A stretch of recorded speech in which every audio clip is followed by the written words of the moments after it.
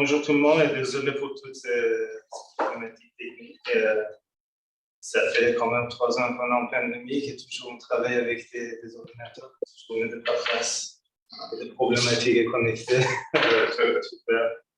Bon, merci et bienvenue pour la série des conférences de Tom de l'Église. Aujourd'hui, on commence des nouvelles séries et je suis le Dr. Camonet et avec mon collègue Juan Carlos Virala, on est au rôle d'organiser cette série de conférences ici à l'Église. Comme vous le savez, les séminaires toujours sont jeudi midi. On essaie d'inviter tout le monde pour cette session.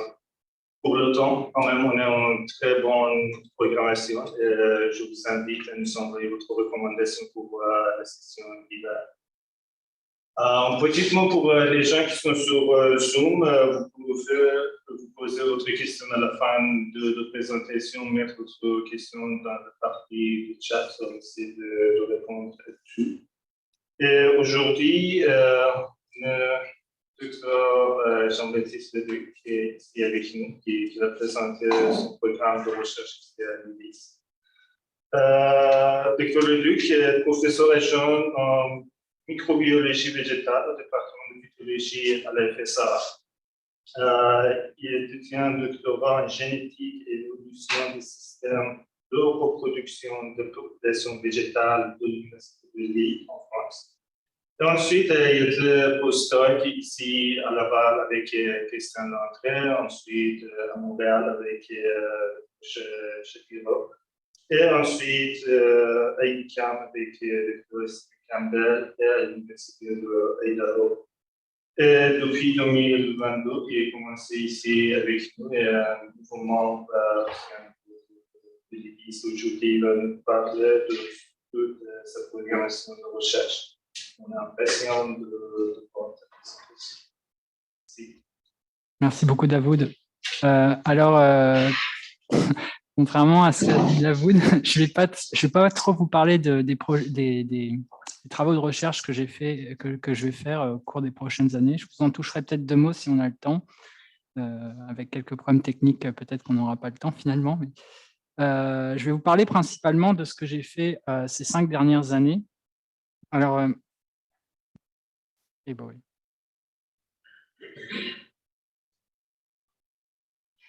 Bon, je clique sur le bouton. Alors ça, c'est pour vous présenter un petit peu mon parcours depuis qu'en fait, je suis entré dans le monde académique. Donc, Davoud en a parlé rapidement, donc je ne vais pas trop m'étendre. En fait, je viens de Calais, qui est dans le nord de la France.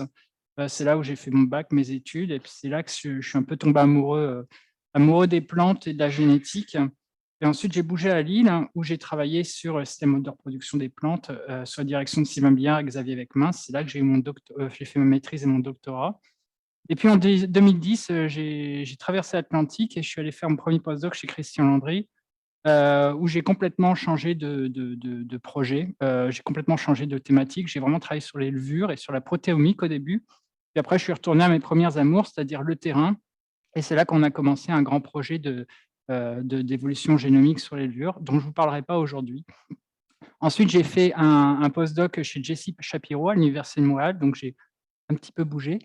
J'ai travaillé principalement sur la génomique du choléra. Et après ça, j'ai changé d'université. Je suis allé chez Stephen Campbell et toujours en collaboration avec Jesse Shapiro, j'ai commencé à travailler sur Methylobacterium, dont je vais vous parler aujourd'hui. Projet que j'ai continué lors de mon dernier postdoc, pandémie oblige à distance, à Moscou, en Idaho. Toujours sur Methylobacterium et sur les aspects plus génomiques. Et puis, comme Davoud l'a dit, depuis mai 2022, je suis professeur adjoint à l'Université Laval en microbiologie. Donc, j'aime pas me mettre une étiquette de microbiologiste parce qu'en fait, comme je vous l'ai dit, je viens de l'univers des plantes et au cours de mon parcours, j'ai travaillé sur pas mal d'organismes différents. Et en fait, ce qui a toujours motivé mes recherches, c'était de comprendre ce que c'était la vie. Ce que c'est la vie et en particulier,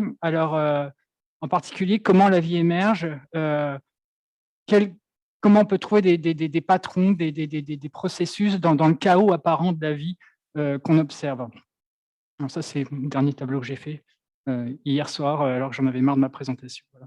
Je me suis dit, ça représentait pas mal mon état d'esprit. Donc, je m'excuse d'avance. Il y a certaines parties de ma présentation, ça risque d'être aussi chaotique que ce tableau, mais j'espère que vous allez réussir à me suivre. Donc, comme je vous disais, au cours de ma carrière académique, j'ai travaillé sur plusieurs types d'organismes. J'ai commencé avec les plantes. Et comme sans doute beaucoup d'entre vous le savent, les plantes, ça disperse des graines et du pollen, mais d'une façon assez limitée. Ça a une évolution plutôt verticale en général, donc c'est-à-dire que les gènes vont se transférer de parents à la descendance. Et ce qu'on peut faire avec des plantes, par exemple, c'est mesurer des traits morphologiques. Et puis au cours du temps, j'ai bougé des champignons vers les bactéries, et en bougeant dans cette direction, je me suis rendu compte que la dispersion n'est pas forcément limitée tout le temps. Vous connaissez l'adage « everything is everywhere but the environment selects ». C'est en fait, les bactéries vont migrer assez facilement, les champignons aussi, et puis finalement, ils vont réussir là où ils vont vraiment avoir les conditions idéales. Aussi, dans les bactéries et les champignons, on va retrouver beaucoup plus de transferts horizontaux de gènes. Donc, du coup, vous allez avoir des taxons plus ou moins apparentés qui vont s'échanger plus facilement des gènes. Même des fois, vous allez avoir des transferts de gènes entre champignons, plantes, champignons, bactéries, etc.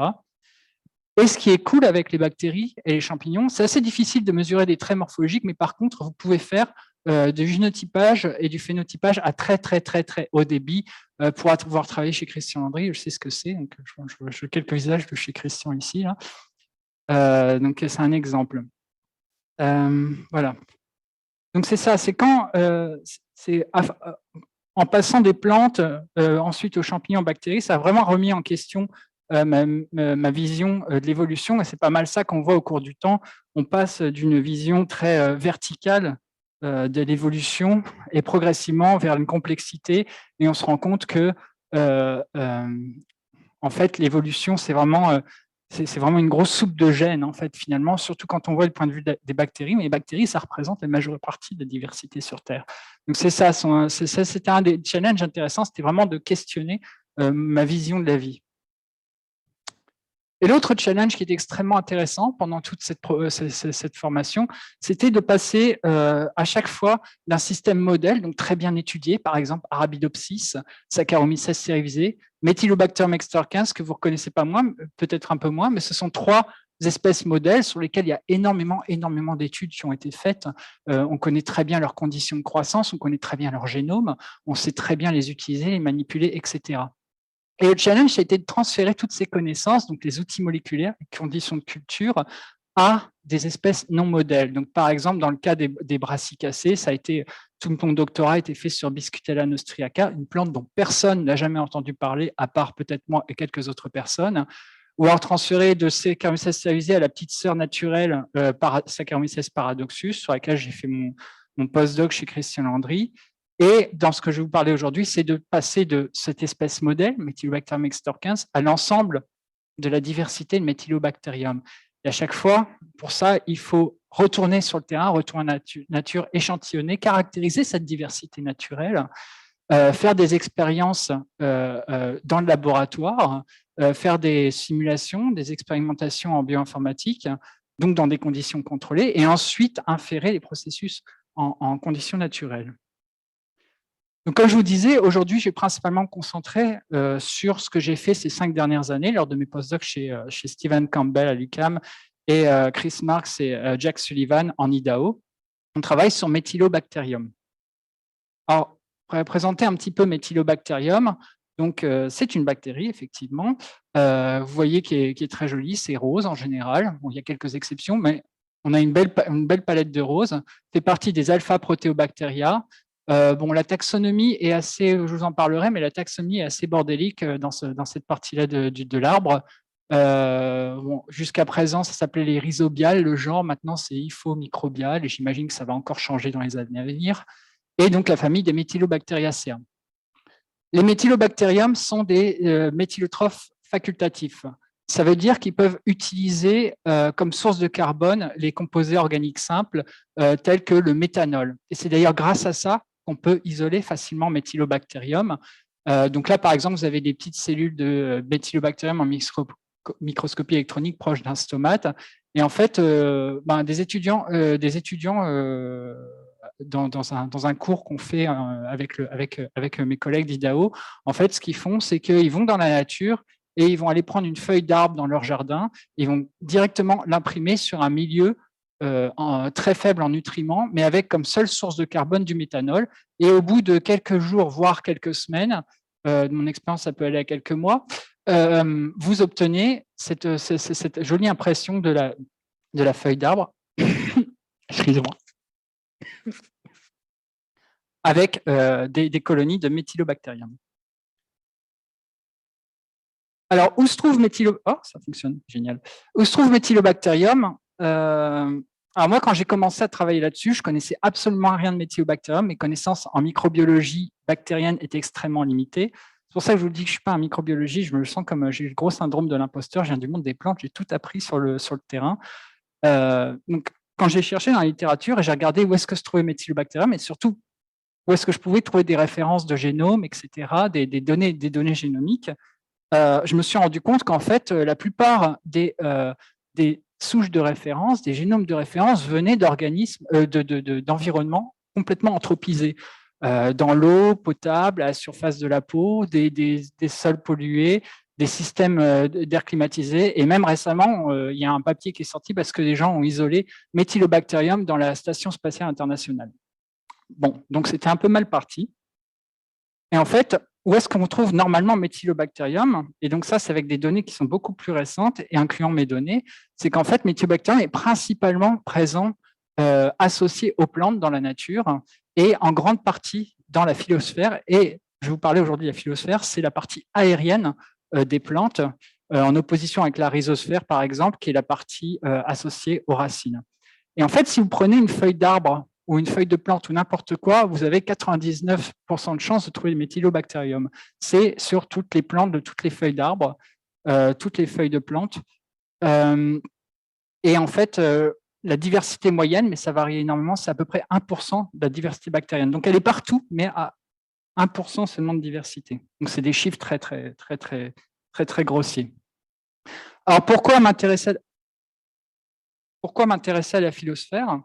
Première chose, quand on regarde la littérature au cours des années, on voit que la phylosphère a eu beaucoup moins d'importance dans la littérature qu'à la rhizosphère. Bon, la première raison, c'est que la rhizosphère a été très étudiée, par exemple, pour son importance dans des bactéries qui sont impliquées dans la fixation, par exemple, de l'azote dans les nodules ou des choses comme ça. Donc, c'est très, très utilisé, notamment en agriculture, c'est très étudié. Et vous voyez que le rapport entre la rhizosphère et la phylosphère, c'est un rapport de plus de 10. Et donc, ça augmente là, mais on commence à s'intéresser à la phylosphère. Mais vous voyez, c'est toujours en retard par rapport à la rhizosphère. Donc, il y a vraiment comme une niche écologique pour les chercheurs comme moi pour aller étudier les processus qu'il y a là-dedans. D'autres raisons, c'est que c'est assez difficile d'étudier la phylosphère parce que vous avez une concentration en micro-organismes qui est beaucoup plus faible que dans la rhizosphère, par exemple.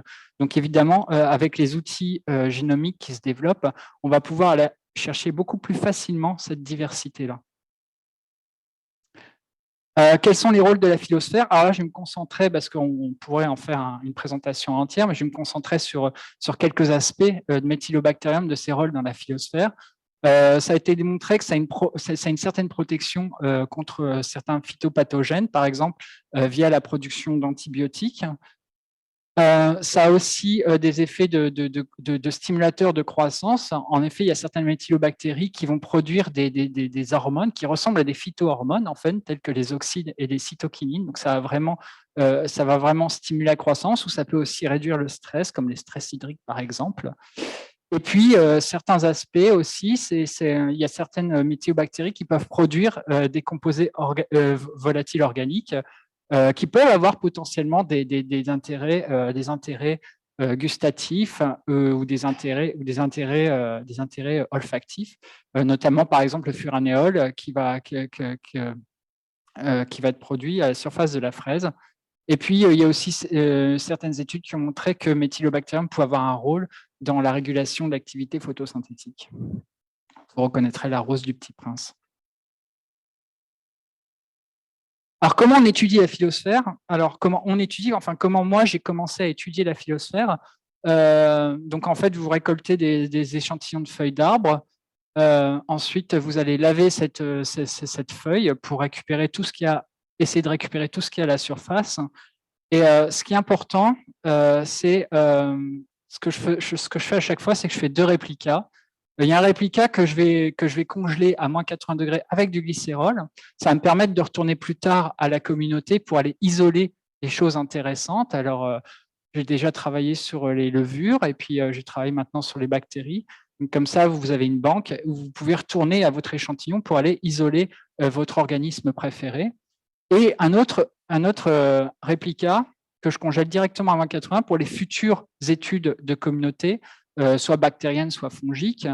Et là-dessus, on peut faire du barcoding. Donc, on va aller amplifier des marqueurs spécifiques, par exemple le 16S pour les bactéries, ITS pour les champignons, pour aller définir d'un point de vue purement taxonomique la structure de la communauté.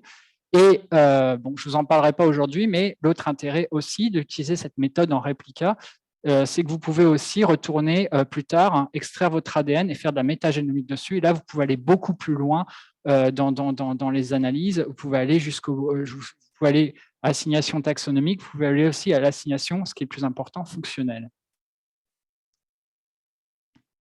Alors, la diversité qu'on trouve typiquement dans la phylosphère, alors je dis typiquement parce qu'il y a une grande variation, mais on va retrouver ces 5 grandes classes de bactéries, les Proteobacteria, Bacteriodota, Firmicutes, Actinobacteriota et Deinocotta.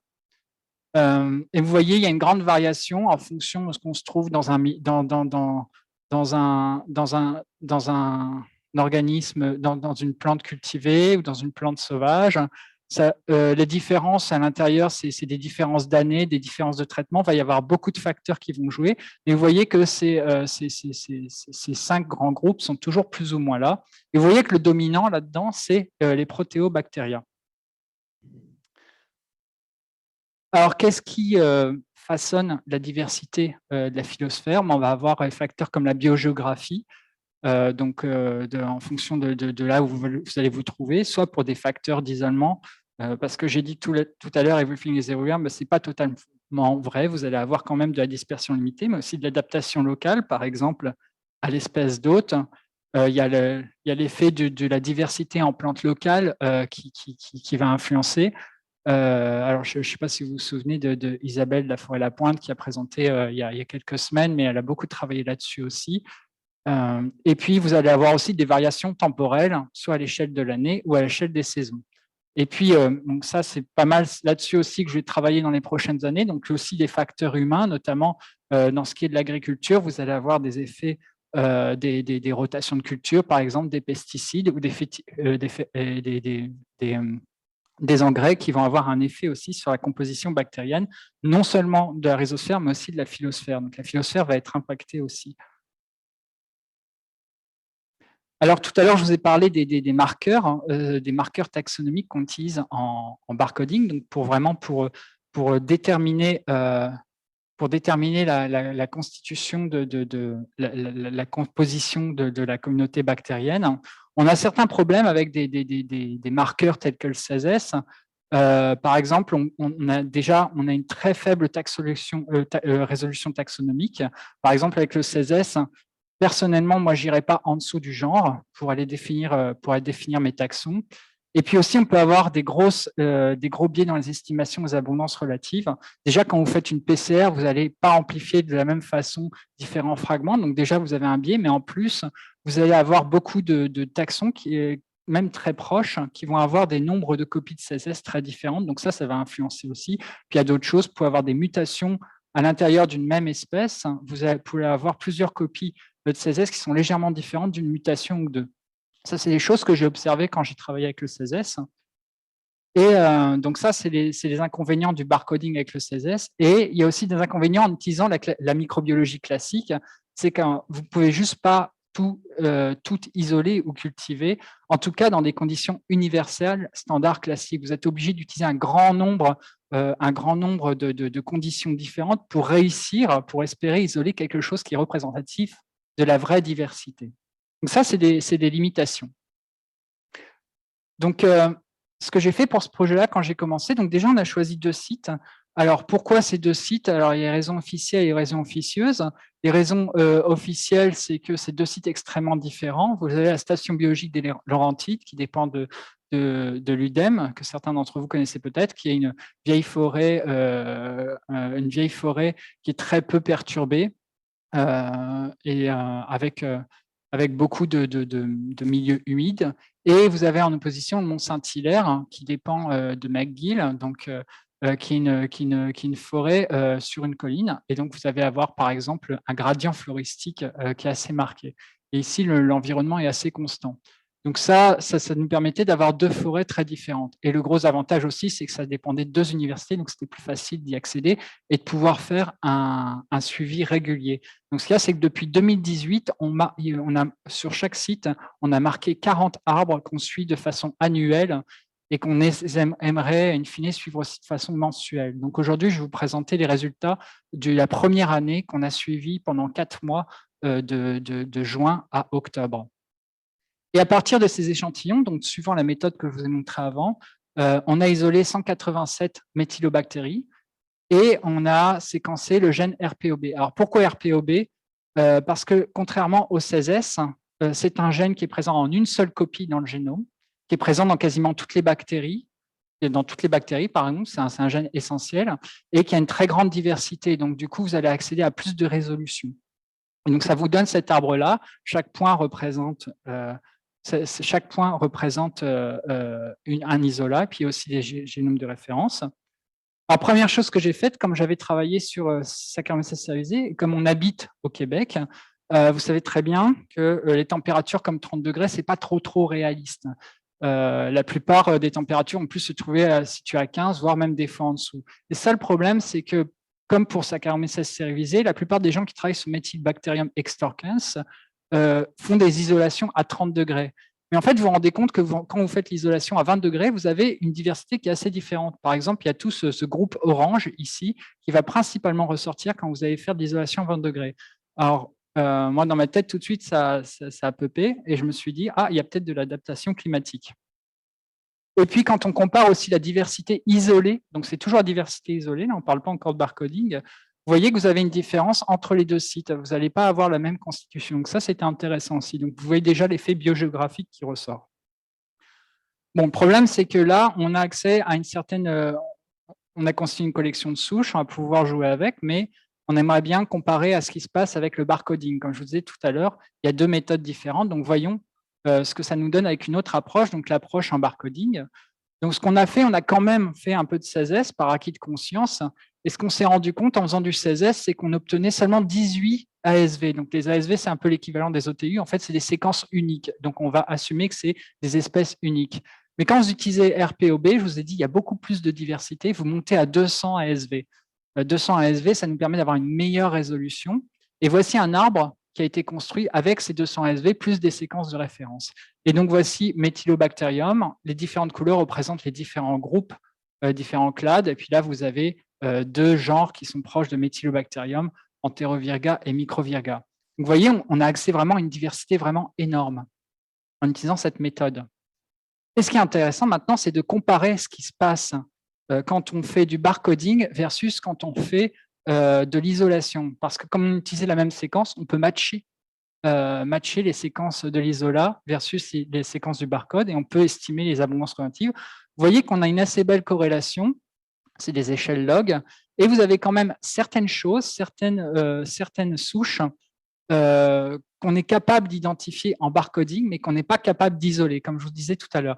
Donc, potentiellement, ici, on a des conditions particulières, par exemple, adaptation peut-être à des températures plus froides, ou alors le milieu qui a été développé dans la littérature avec du méthanol, peut-être que ça ne fonctionne pas pour ces espèces, ou peut-être que ces espèces ont besoin d'autres bactéries pour pousser. Il peut y avoir plein de choses différentes. Donc, c'est pour vous montrer quand même qu'on a une certaine limite, mais au moins, en combinant les 2 méthodes, on peut avoir une bonne idée de la diversité bactérienne.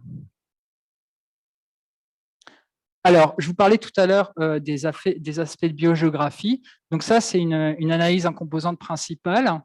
Chaque point représente un échantillon de feuilles. Donc, vous avez 180 échantillons de feuilles qui viennent des 2 forêts, qui ont été échantillonnés au cours de 4 mois. et c'est fait avec du RPOB et barcoding. Donc, mon marqueur que j'ai développé avec RPOB, je l'ai adapté au barcoding. Donc, je ne fais plus de CSS, je fais du barcoding. Donc, c'est ce que je vous ai présenté avant. Et ça nous permet de voir que plus deux points sont proches dans cet espace, en fait, plus ils vont avoir une composition en méthylobactéries identique. Et vous voyez qu'on a une belle séparation des deux forêts, SBL et Mont-Saint-Hilaire. Et vous voyez déjà qu'en termes de méthylobactéries, les points sont beaucoup moins dispersés dans la station biologique des Laurentides que dans le Mont-Saint-Hilaire. Donc, on semble avoir moins de diversité dans cette forêt que dans cette forêt-là. Et ce qui est très intéressant aussi, c'est quand on regarde le Mont-Saint-Hilaire, on voit bien la séparation des différentes dates d'échantillons. Donc là, on est vraiment au début de l'été et on arrive ici à l'automne. Vous voyez une évolution. Et ce qui est intéressant de regarder, c'est chaque point ici représente un ASV et de voir à quel point ils sont associés à chaque forêt. Et donc ça, c'est le cercle ouvert, c'est l'association, si elle est significative ou non à une forêt. Donc vous voyez que la plupart des ASV vont être retrouvés préférentiellement dans une forêt ou dans une autre. Et le point au centre, ça représente si cet ASV est associé significativement avec le temps. Et vous voyez qu'il y a certains ASV bleus et noirs qui sont vraiment significativement associés avec le temps. Et quand vous voyez la direction, ils vont augmenter au cours du temps en abondance relative. Donc, je les place ici, c'est ces deux groupes-là de bactéries, ces deux groupes-là de méthylobactéries qui sont significativement associés avec le temps. Et ce qui est bien, c'est que comme on a ces bactéries dans le congélateur, on peut jouer avec et vérifier certaines choses. Donc, ce que j'ai fait, c'est que j'ai regardé la croissance de ces groupes, de ces différents groupes, à différentes températures, parce que je vous avais dit qu'on n'avait pas isolé la même diversité à 20 à 30 degrés. Donc, j'ai essayé 20 degrés, 30 degrés, passage 20-30, passage 30-20. J'ai essayé plein de choses. Et vous voyez qu'à l'intérieur des groupes, on a une belle… Donc, il y a plusieurs réplicas, plusieurs souches indépendantes. Et vous voyez que chaque groupe a quand même plus ou moins son propre profil de croissance. Donc là, vous avez la température, la croissance maximale. Vous voyez après une décroissance. Je résume ces données-là ici parce que ce qui est important à prendre quand vous regardez la croissance d'une bactérie, c'est la pente, donc c'est-à-dire la croissance, mais c'est aussi la croissance maximale, donc ce qu'on appelle le yield. J'ai mangé mon français, désolé. Et vous regardez ça, vous faites une comparaison, vous voyez que vous pouvez classifier les bactéries en plusieurs groupes.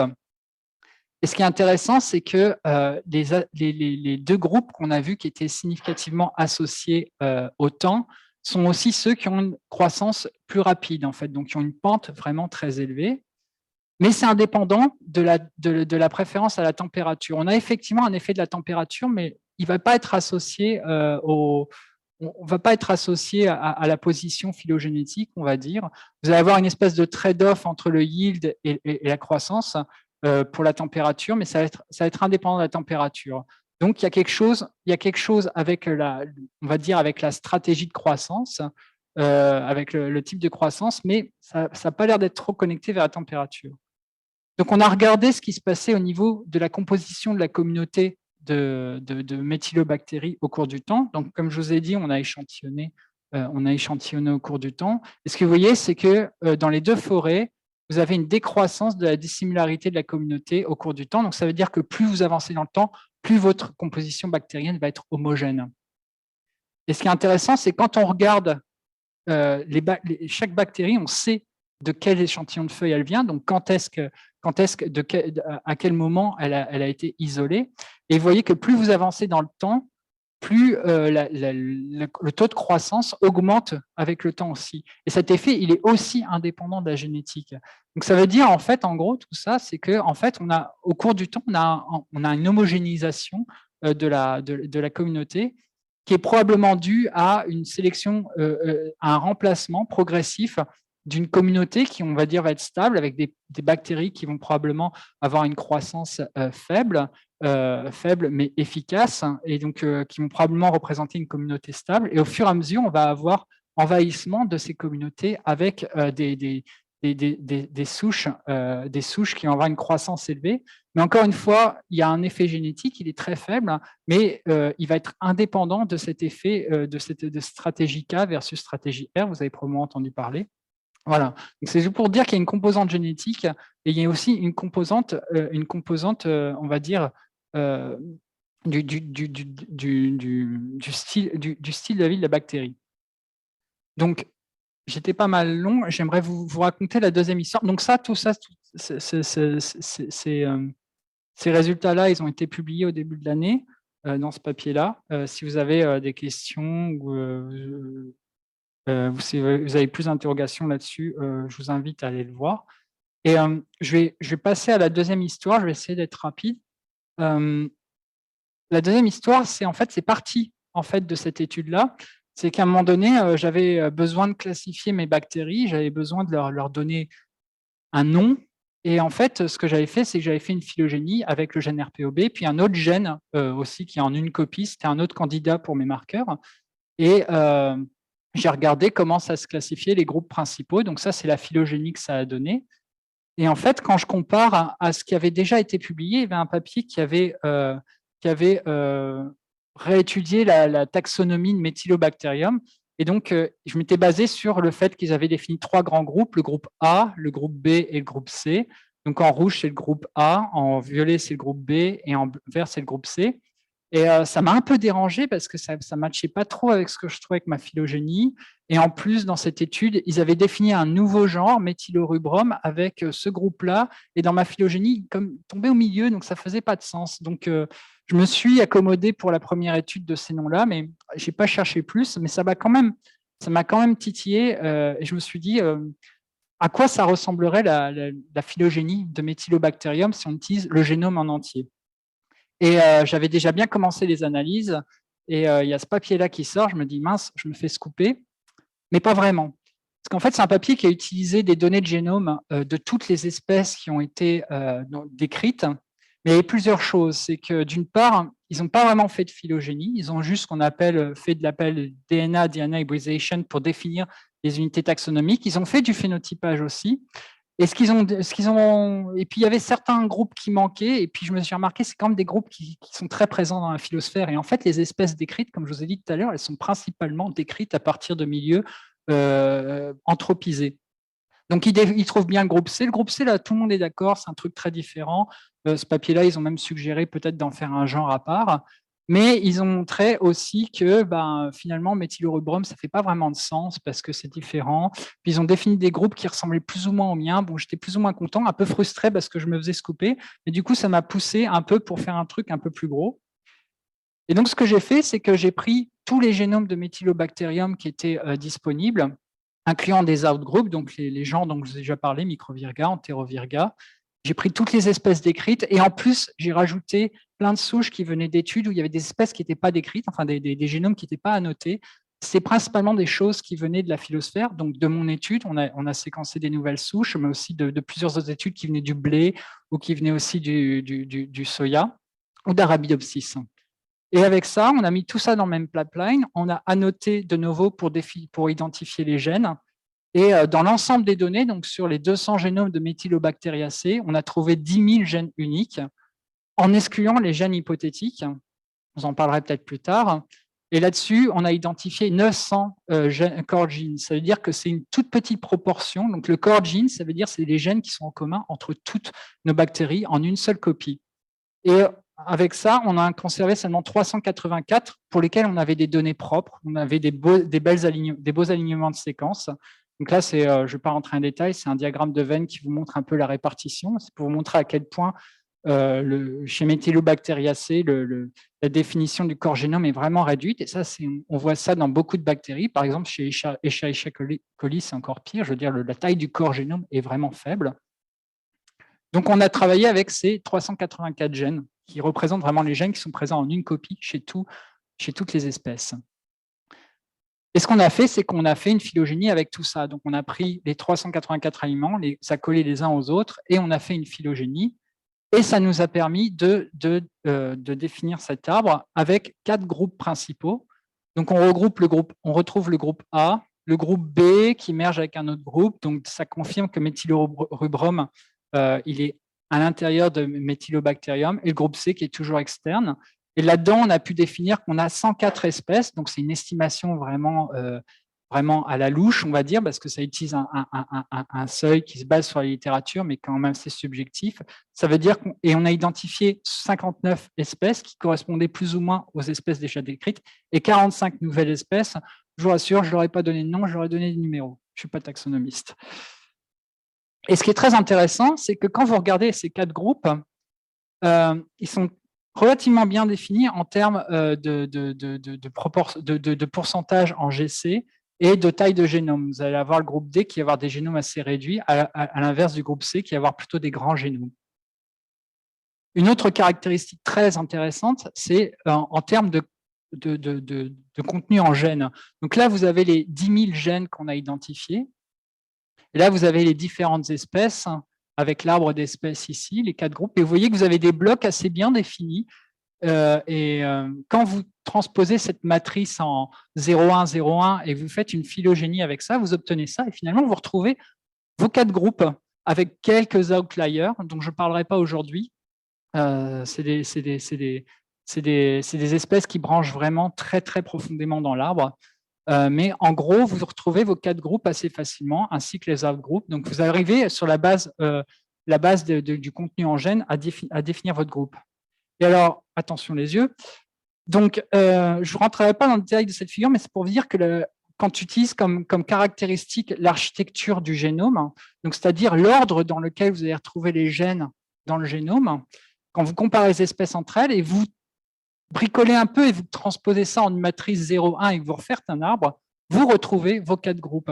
Donc vraiment, l'architecture du génome est aussi un bon critère pour définir vos groupes, j'allais dire votre groupe évolutif, si vous voulez faire de la taxonomie, vos groupes taxonomiques aussi. Bon, si vous avez des questions sur cette figure, on pourra en parler plus tard, mais je ne vais pas rentrer dans le détail. Et ça, c'est un résumé vraiment. Donc, vous avez vraiment l'arbre qui est basé sur le génome. Vous avez ici une matrice qui montre la similarité entre toutes les espèces en termes de contenu en gène et la similarité entre toutes les espèces en termes d'architecture du génome. Et vous voyez qu'on retrouve assez fidèlement, avec quelques exceptions, ces 4 blocs qui correspondent aux 4 groupes. Alors, si je reviens à mon étude d'avant, où j'avais fait ma petite phylogénie avec mes 2 malheureux gènes et que j'étais assez frustré, et qu'on compare ça à la phylogénie à l'échelle du génome, finalement, on retrouve une assez bonne concordance. Bien sûr, avec le génome, on va augmenter la confiance dans certains nœuds, on va même en rajouter certains. Je vais attirer votre attention sur ce nœud-là. Vous voyez, je l'ai mis en blanc parce qu'en fait, il n'y a quasiment aucun support. Donc ça m'a interpellé. Du coup, en fait, entre A, B et D, donc on sait que C, c'est le groupe externe, c'est le plus éloigné, il est à la racine, mais entre A, B et D, c'est qui arrivait avant, la fou la poule. Donc, du coup, ça m'a un peu titillé. Et comme j'ai travaillé avec un grand phylogénéticien à l'université d'Idaho, Jacques Sullivan, quelqu'un qui travaille sur les chipmunks, donc ça n'a rien à voir avec les bactéries. Donc, on a eu un peu de mal au début à communiquer ensemble, mais il m'a montré plein d'approches de phylogénomique pour tester notamment sur les effets des transferts de gènes horizontaux. Comme je vous ai dit, dans les bactéries, ça échange énormément de gènes. Je me suis dit, bah, c'est peut-être ça qui explique pourquoi on n'arrive pas à résoudre ce nœud-là, ici. Et donc, en fait, on a comparé du coup 3 méthodes de phylogénie. Donc, la première méthode dont je vous ai parlé, qui consiste juste à merger les alignements ensemble en n'assumant pas du tout de recombinaison. Une autre méthode, en fait, qui va être basée sur chaque gène. Vous faites une phylogénie de chaque gène indépendante et après, vous allez les combiner ensemble pour estimer l'arbre. Et donc, ça va prendre en compte la recombinaison entre les gènes. Et une dernière méthode qui va assumer de la recombinaison entre toutes les positions. Donc là, on fait même de la recombinaison inter des gènes. Et quand vous regardez la topologie générale des arbres entre 1, 2 et 3, vous avez que 2 et 3 ont à peu près le même signal. Et vous allez voir que dans ce cas-là, c'est le groupe B qui est le plus externe, mais dans ce cas-là, c'est le groupe D. Donc, on a une congruence et par défaut, on va assumer que c'est peut-être celle-ci, la méthode la meilleure. En plus, on a un fort support des nœuds. Et donc, ça nous dit peut-être que le groupe D est apparu avant. Mais après, on s'est dit, ouais, mais c'est une vision biaisée parce qu'en fait, on parle de bactéries. Donc, chaque gène va avoir sa propre histoire. Et quand vous regardez, donc ça, ce n'est pas dans le papier, c'est l'étudiant avec lequel j'ai travaillé en Idaho qui a fait ça il y a 2 semaines. Donc, il a mis les alignements de génome dans SplitTree pour regarder en fait toutes les routes évolutives possibles. Et donc, en fait, chaque trait, ça représente un chemin évolutif possible. Et quand vous voyez, en fait, ça forme une croix, en fait. Il n'y a pas vraiment, il n'y a rien qui vous dit qui est arrivé avant, D, B. Et puis, vous voyez plein de réticulations. Ça veut dire que ce n'est pas du tout résolu ce qui se passe ici. Ailleurs, ça se passe très bien. On retrouve très bien les groupes, les espèces, etc. Mais il y a vraiment quelque chose qui s'est passé ici. Et donc, potentiellement, on a eu beaucoup de transferts horizontaux de gènes au moment de la divergence de à partir de la divergence de ces trois groupes et après, donc qui ont été, on va dire, flouter le passage évolutif. Et donc, ça revient à ce que je vous disais au début, c'est vraiment remettre en question sa vision de l'évolution. Elle n'est pas forcément que verticale, elle est aussi très horizontale, ce qui fait qu'on a du mal à définir ce qui se passe très tôt dans l'évolution, dans la radiation de ces trois groupes. Mais ça nous permet d'avoir des hypothèses intéressantes. Alors déjà, quand on regarde d'un point de vue, si on revient à la nature, à l'écologie, quand on regarde comment sont répartis ces groupes dans la nature, on se rend compte que les groupes B, A et D, ils sont très, très abondants dans la phyllosphère, alors que le groupe C, il va être plus fréquemment associé au sol ou aux racines. Et ça, c'est intéressant. C'est intéressant, ça veut dire potentiellement, et même quand on regarde Microvirga, on voit qu'il est plus associé aux racines, ça nous dit que potentiellement, en fait, l'association de Methylobacterium à phylosphère est arrivée plus tard et que c'est d'abord un micro-organisme qui vivait dans le sol, potentiellement en association avec les racines.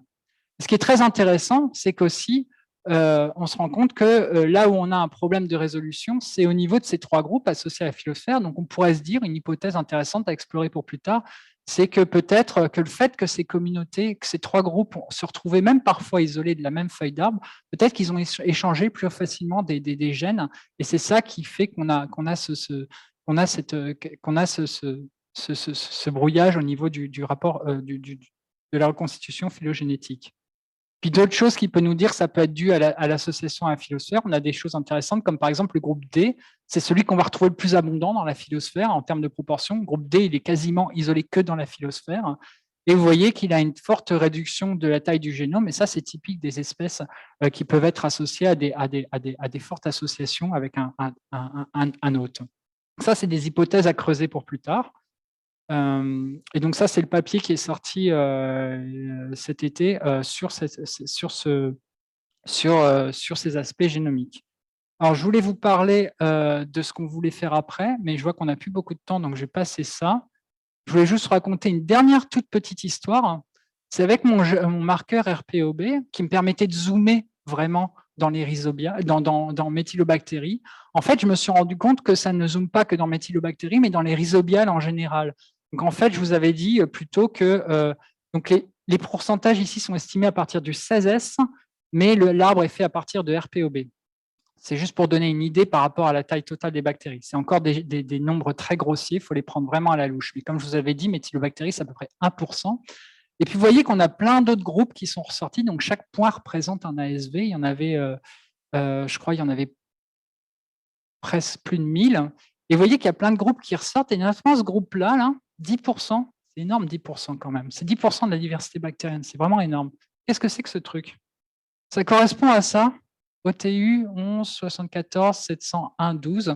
C'est un truc que vous allez voir souvent quand vous faites du barcoding, quand vous étudiez les communautés bactériennes, vous allez avoir ce nom qui ressort très très souvent. Et en fait, j'étais curieux et j'ai été voir la séquence RPOB, je l'ai blasté et ça correspondait à ce truc-là, Licheni bacteriaceae. C'est quelque chose qui ressort dans la littérature que dans un article, un seul, voire peut-être deux. C'est une étude russe qui est sortie en 2020. C'est des chercheurs qui ont isolé 2 bactéries de lichen. Vous voyez, elles sont roses aussi, rose orangé, et qui leur ont donné un nouveau nom. Et c'est des génomes qui ne sont pas du tout encore entrés dans les bases de données. Donc, on a un gros biais dans les bases de données. Vous vous rendez compte que ce machin-là, il représente 10% de la diversité. Et j'ai été chercher dans d'autres bases de données de collègues qui ont travaillé en Chine notamment, pareil, 10%, voire même plus des fois. Donc, ce truc-là représente 1/10 de la diversité bactérienne et ça vient seulement d'être isolé. On ne connaît rien dessus. On ne sait pas du tout ce que ça fait. Donc, il y a vraiment un grand champ, un champ très intéressant à aller explorer. Donc, je ne vais pas vous embêter plus avec mes histoires de bactéries roses et oranges. Je vais remercier quand même les gens avec qui j'ai travaillé ces 5 dernières années, notamment les laboratoires de Jessie Shapiro, le laboratoire de Steven Campbell, le laboratoire de Jack Sullivan, le laboratoire de Chris Lab, de Chris Marks.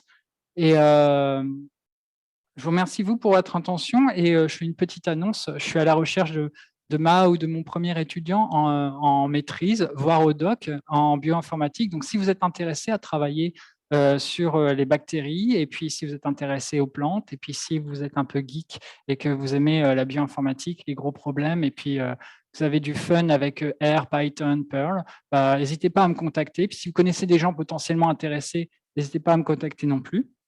Et puis, ça va me faire plaisir de prendre vos questions en français or in English. Merci beaucoup de votre attention.